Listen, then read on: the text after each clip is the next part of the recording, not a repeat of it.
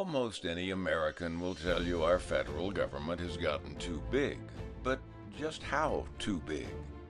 Just counting dollars doesn't help because the Federal Reserve has worked very hard at stealing value from our money over the years. Go back to the 1950s with all those huge classic cars. Prices are 12 times higher today than they were then. In fact, it was around New Year's of 1967 that prices were 1/10 of what they are today. In other words, a dime in 1967 bought what a dollar does today. Not that a dollar actually buys anything today. You'd have to go back to the end of World War I in 1918 to find a nickel that would buy what a dollar does today. Even worse, back then gold was $20.67 per ounce. Today it's nearly $5,000, meaning a dollar today would be worth less than a quarter of a cent back then. 100 years ago, the federal government spending was just over $3 billion, with a surplus of $300 million. In fiscal 2026, spending will be $6.4 trillion, almost 2,000 times bigger. Impressive, but it doesn't really show how much of a burden it is.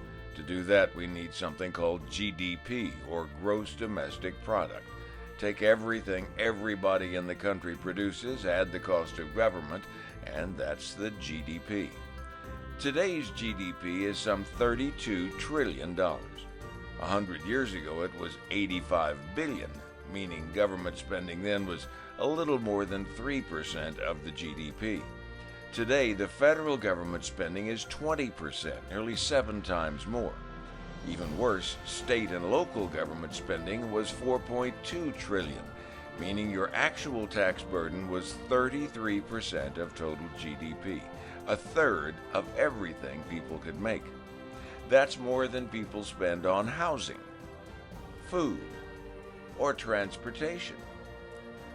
Now, you may think if taxes were eliminated, your income would go up by a third, since taxes take a third of our money.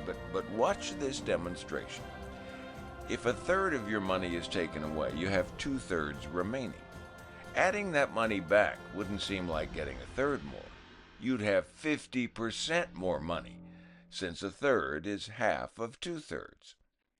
Of course, government needs some money, but it's clear that any more than a little is way too much. In Minnesota, fake child care centers soaked up hundreds of millions. California spent $16 billion on a high-speed rail system without laying any rails. All that money has gotten the U.S. into a lot of wars that not only were expensive, we lost them. Our country lasted 130 years without an income tax. And the taxes only serve to make us poorer so the government can offer programs to solve a problem they've created at much higher cost.